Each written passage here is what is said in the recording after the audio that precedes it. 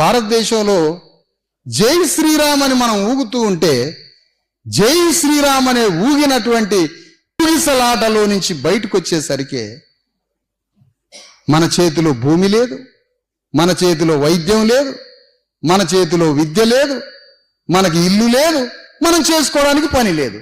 ఈ 5 లేకపోయినా సరే జై శ్రీరామ్ అని 100% అందాం. కానీ ఈ 5ంటిని కూడా సాధించుకోవాలి.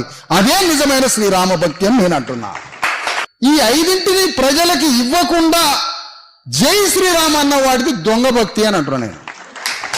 మరి పార్లమెంటు వేదికగా భూమి లేని వారందరికీ భూమి పంచుతాము అని ఎందుకు చట్టం చేయట్లేదు ఈ రాముణ్ణి ఆరాధించే పరిపాలకులు అని అడుగుతున్నా నేను.